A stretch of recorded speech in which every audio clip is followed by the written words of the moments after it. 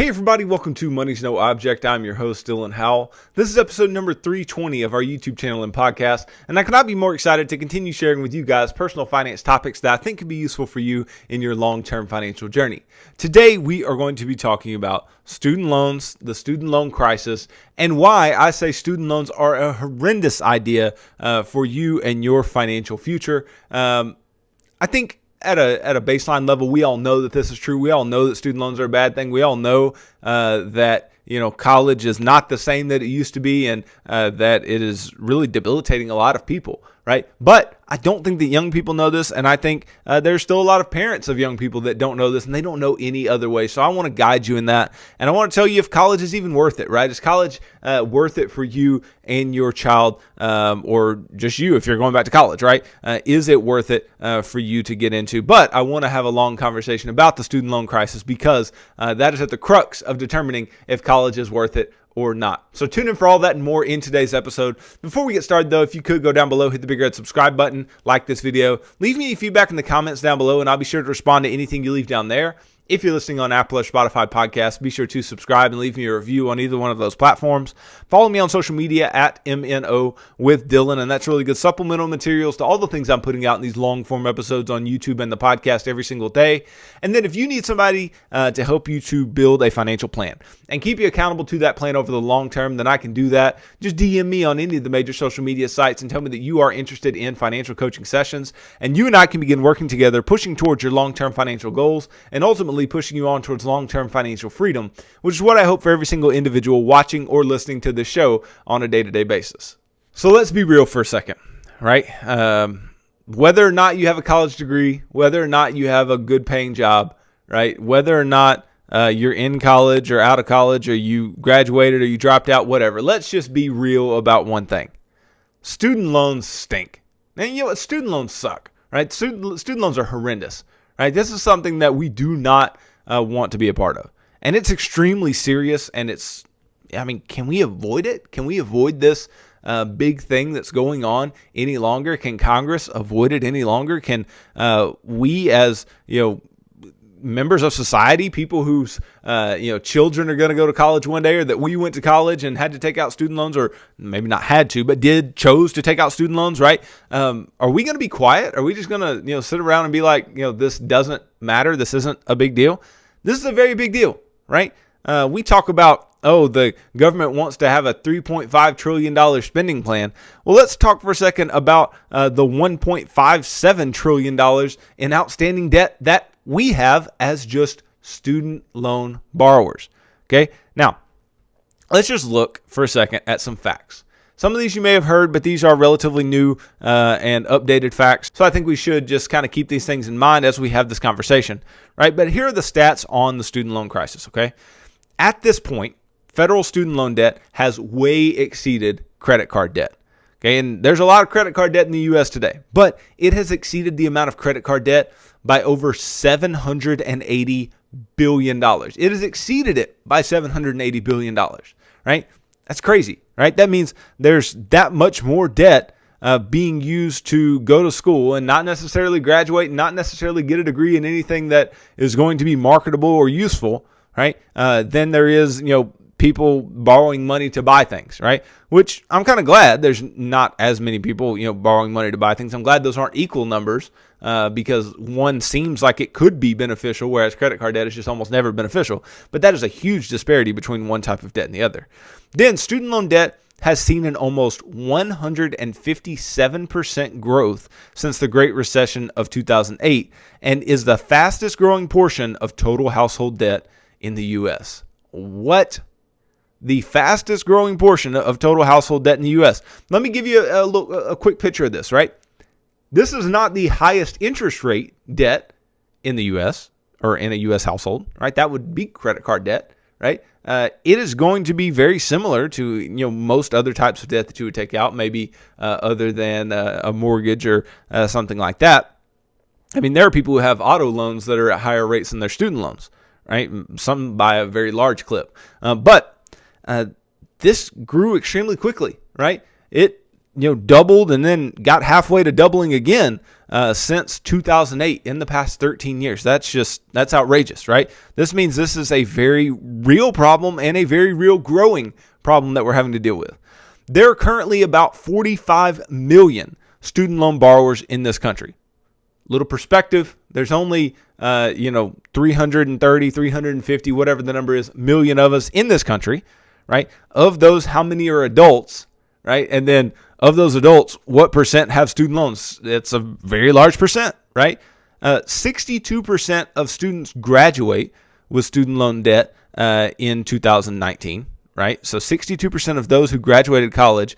So if you go to a convocation, you're looking and you're like, oh crap, 6 out of 10 of these people have student loan debt around their neck. That's pretty haunting, right? It's pretty crazy.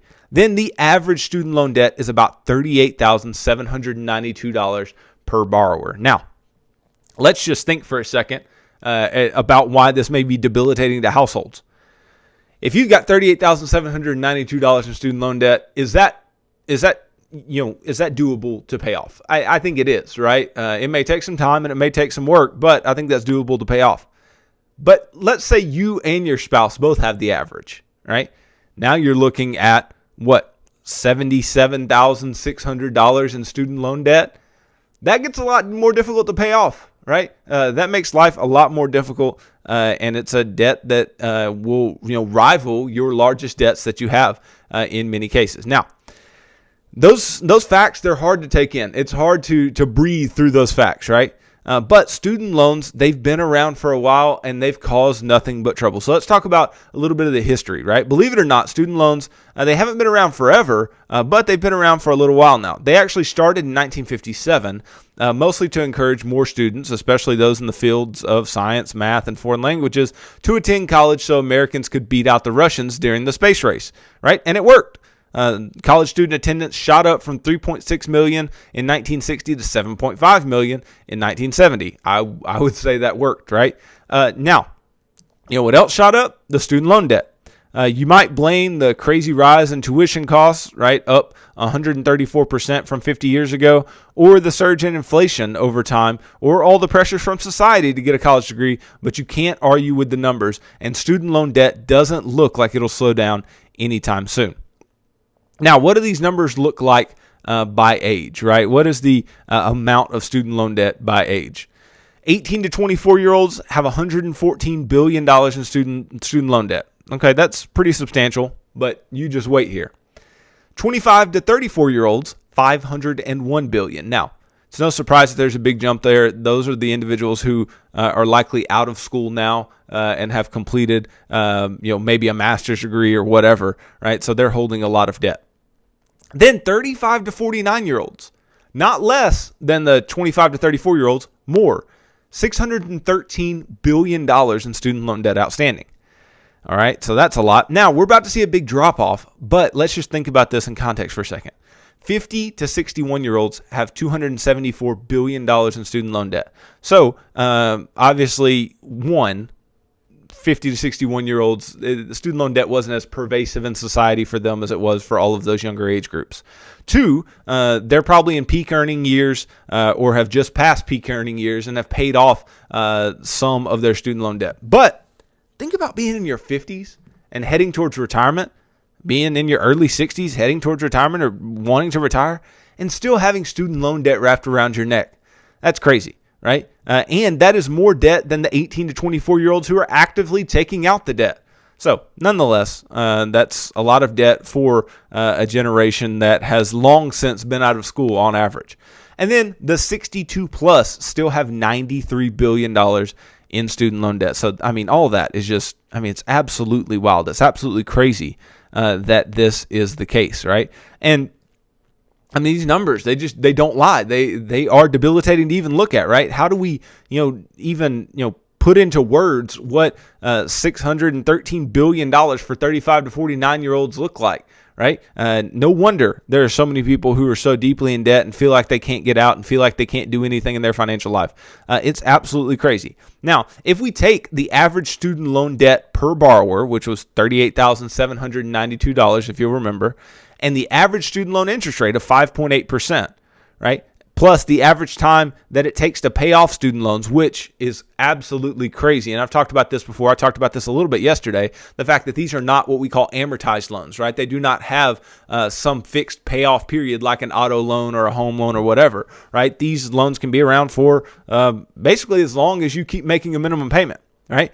So you take the average time it takes to pay off these loans of 21 years, the average student loan monthly payment is $393 just on that $38,792.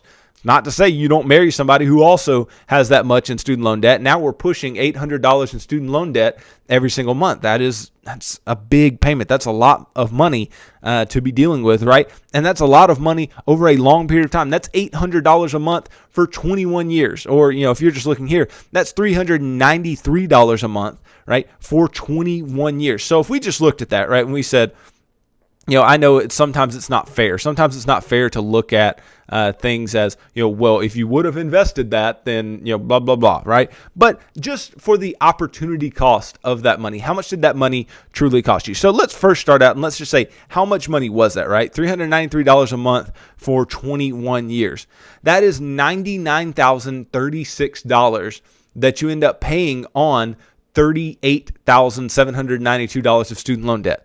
Right? So you almost pay 3 times as much as the debt itself is actually worth, right? But then let's just say we want to know, at the prevailing market rate of return over the past 21 years of about 10%, right? Or, we can even go lower. Let's just say 8%, right? 8%, okay?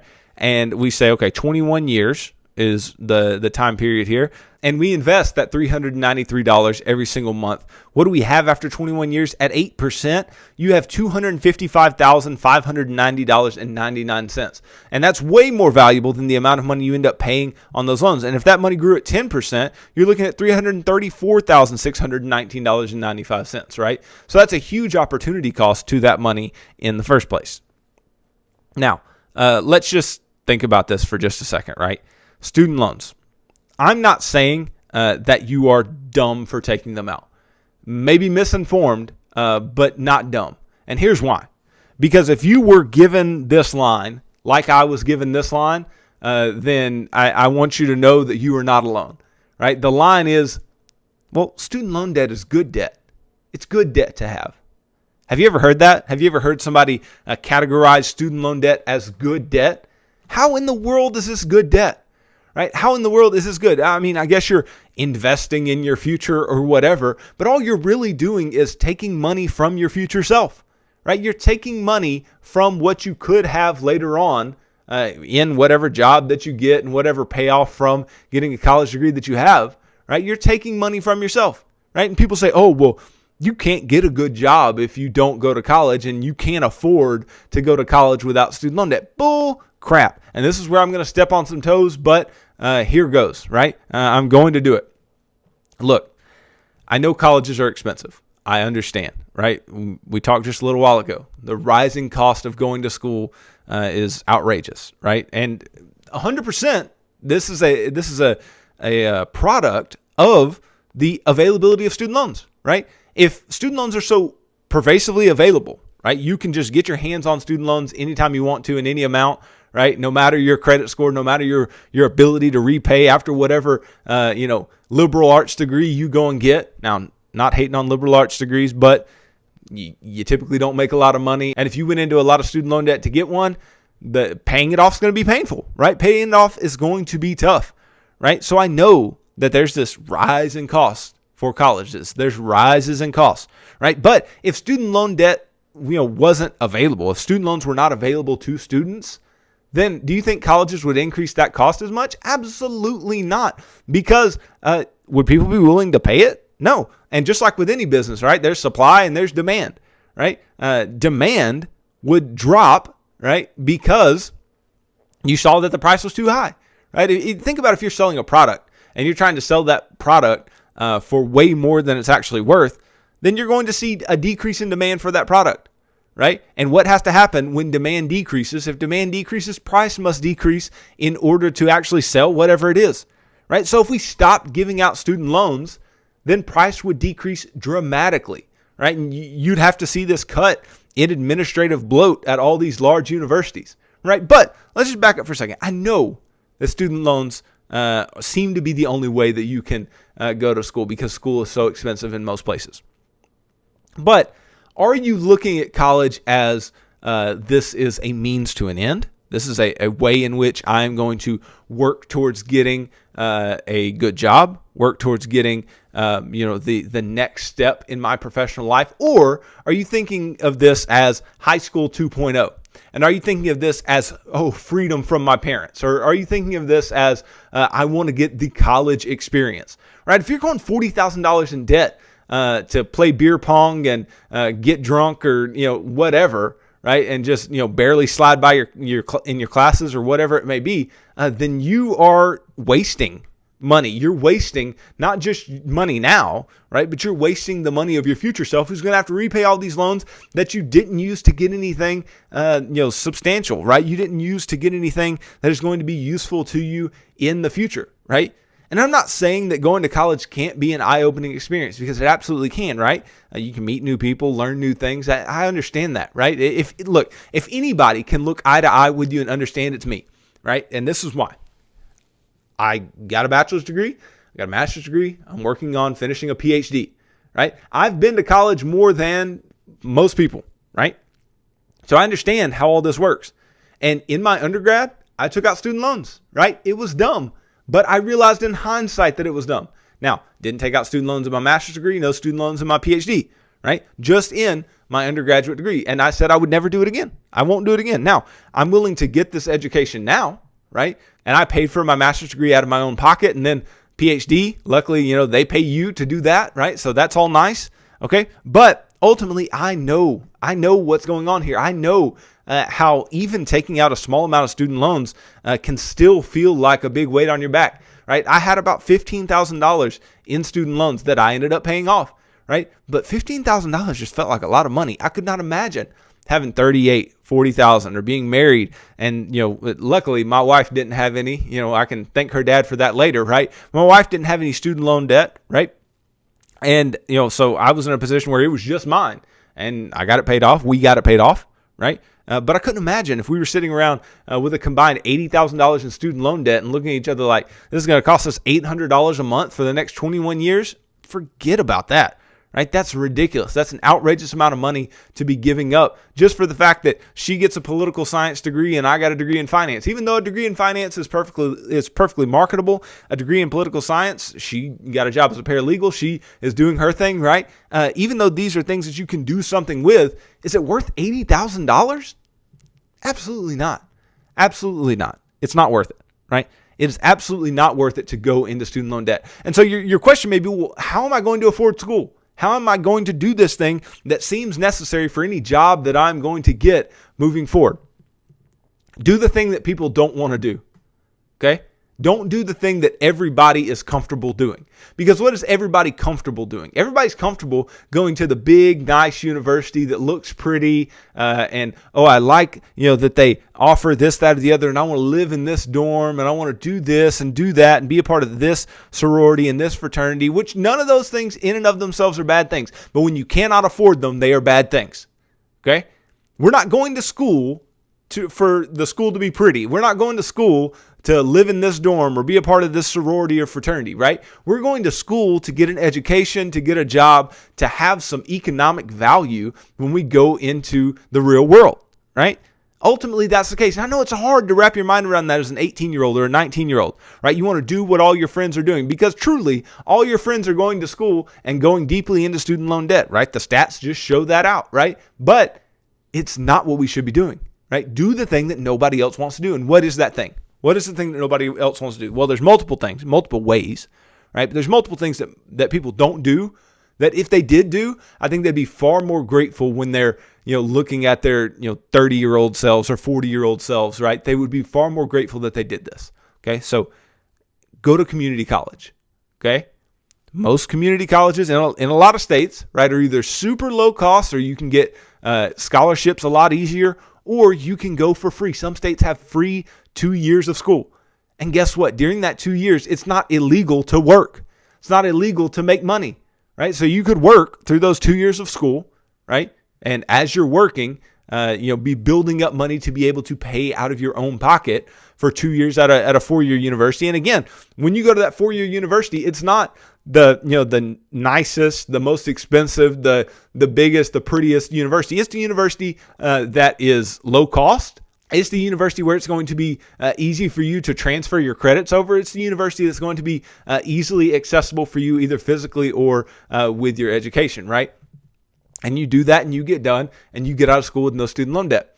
Or you apply for thousands of scholarships, because there's so many scholarships out there that just, go unseen by so many people, right? There are scholarships where they get like one applicant and they give the money to that applicant, right? Just think about if you actually applied to all the scholarships out there, all the scholarships that may be available to maybe you if you're a minority, right? To you as a minority, right? Or I'm sure there are scholarships for any type of minority class individual. I'm sure there's some type of scholarship out there. Take advantage of that, right? There's scholarships out there for having certain skills, right? There's scholarships out there for certain religious affiliations. There's scholarships for everything. Find them, apply for them, write the essays, do all of those things. And in doing so, right, you can rack up some money to go to school without having to take out student loan debt.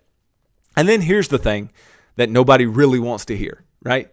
What nobody really wants to hear is the fact that you do not have to live by this clock that has been artificially put upon us, right? What has artificially been put upon us is this clock that says, okay, you have to, graduate high school, then you go to college immediately, and you graduate in 4 years, which FYI, the majority of people don't graduate in 4 years anyway. Okay, but you graduate in 4 years, you get out of school, you get a job, you get engaged, you get married, you have kids, all these things. By the time you're 30 or whatever, right? It's not realistic, right? Ultimately, the world is changing. And I know, you look up at, your Gen X parents or your boomer parents or your boomer grandparents or whomever and go, you guys had it so easy, right? This was, you were able to keep up with that timeline, right? But the world changes and things change. And so you might have to do things differently. So what you might have to do is delay going to school, right? If maybe you want to go to school for something, but you can't yet afford it, then give it a little time, right? And so how do we do this? Go find a job, and not a flipping burgers job, but a job that is going to pay you well, right? And it may be something that is manual labor. It may be something that is hard work, but something that's going to pay you well, where you can save up money and end up going to school without having to go into student loan debt. And maybe you wait a few years before you go back to school, right? Maybe there's a little difficulty in transition there, right? But ultimately, if you go to school for free, right? It's not for free. Obviously, you are paying for it, right? But you go to school without having to go into student loan debt, which for some reason I think about as for free because I'm like, yes, no student loan debt, right? You go to school without student loan debt, then you are motivated because that's your money you're putting on the line, not the federal government's money that you just, clicked a button on a computer to be able to accept, right? This is not that. You're paying for this out of your own pocket. And then you go to school, right? And you are motivated to get back into the workforce, right? I've known a lot of people who went to school later on in life, and very few of them messed around once they were back in school. They were very serious about getting that degree and getting out, right? And that is the way that we should think about the college experience. The college experience should be, let's get in here as quickly as possible. Let's finish this degree as quickly as possible, and let's go home, right? Let's go home and let's start working. Let's start our lives, and let's build our lives as efficiently as possible. So, look, is college worth it? As somebody who's working on his third degree, I think in many cases, college can be worth it, right? I think if you're getting the right degree, if you're doing it for the right reasons, if you're, attaining skills, right? If you're attaining things that are marketable, right? If you're learning things that are actually going to be useful in your life over the long term, then by all means, college can be extremely useful. Do I think college can be an extreme waste of time and money, though? I do. And I think that more often than we care to mention, it is an extreme waste of time and money. I think we waste time going and majoring in things that aren't going to materialize to anything in our professional lives. I think we waste time by going and being a part of things that are only going to be strains on our ability to do the academic work that we need to do to move forward in our academic lives and then our professional lives. Right? I think we waste money by, going and spending a lot of money at a big university to, get the prestige, but ultimately the prestige really doesn't matter, right? Unless you go to some of the biggest of big schools, I'm telling you, prestige doesn't matter. Nobody cares. They just care that you have the degree. And the reason that they care that you have the degree is that they care that you have the skills associated with that degree, right? If you have a computer science degree, right, that degree tells us that you can write code. That degree tells us that you've learned certain programming languages. That degree tells me that you're an analytical thinker, that you're a logical thinker, that you can do certain things. You have a certain skill set. And then we can teach you how to do a job. People can teach you how to do the job that you need to do, and they will, right? But ultimately, they want to see that you have the skill set, right? But if you have a degree in something that doesn't seem applicable, doesn't seem to have any market value, then ultimately it's not going to be valuable for you in the workplace. And so that's why you see people griping about, oh, I went and got a master's degree in whatever. I'm not even going to speculate as to what people may go get master's degrees in, right? And now I only make, $28,000 a year, but I live in California, and you hear those stories, and it's ridiculous, right? And you went into all this student loan debt in order to do it. It's crazy, right? Ultimately, here's the long and the short of it. The long and the short is this: student loan debt is not worth it, right? The long and the short is that student loan debt is only going to weigh you down, right? The long and the short is that college can be worth it, right? But there's way too much of a premium put on it. There's way too much of a premium to say that you must go. There's way too much pressure, peer pressure, right? Because let me tell you, today, right? I'm somebody in a PhD program, but you know who I have some of the most respect for? I have some of the most respect for those people who were self-aware, had that awareness to say, I don't want to go to college because there's no value that I can receive from going to college. And so they went and got jobs and work jobs or learned trades or whatever that were valuable in the marketplace. And they didn't go into a lot of debt. Now they make good money and they support their family and do all those things. Those are the people who I have the most respect for, right? Self-awareness is huge. And listen, this does not just fall on the shoulder of students, because when you're 17, 18 years old, it's hard to make rational decisions when all your friends want to do something, right? This comes very, very squarely on the shoulders of parents, right? Because parents, you can think logically, you can think rationally about these situations, right? And you can ingrain in the mind of your children that student loans are bad. And we're not going to partake in this. We're not going to do this. This is not going to be part of what we do financially as a family, right? And if you can ingrain that and you can teach that, then ultimately over the long term, you can have the best of what there is out there for your children, and they can make the best decisions for themselves, because ultimately it is their decision, right? It's their life. And you want them to make the right decision, but you have to teach them in the way that they should go. You have to raise them up in the way that they should go. And this is the way, right? Student loan debt is not good debt. Student loan debt is not good debt. Student loan debt is not good debt. Student loan debt is debt, just like any other debt is debt, right? And you're going to have to repay it, and it's going to stink. And we've seen that the federal government doesn't have any inclination or any urgency to step in and pay it off for you, right? So you have to know that this is a burden that you will have to take on, and that burden is not worth it. That burden is not worth your money. It's not worth your time. The opportunity cost of me having to pay off student loans over the long term is a ton of money invested, right? But I get that paid off. Now what do I have? I have options. I have freedom, right? I have the ability to spend my money. I have the ability to save my money. I have the ability to give my money in very large proportions, however I would like, right? I have choices. I have the freedom. And if you have student loan debt, your freedom's being taken away, right? You are in chains to the student loan debt until it's paid off, right? So take heed to some of this advice from somebody who's seen it, from somebody who's seen people struggle with it, for somebody who's even had it himself, right? I know how this works. I'm in the academic world every single day, right? I want you to be financially successful, and there's nothing that I see that holds people back near as much on a just consistent across the board basis as student loan debt does. So stay away from it.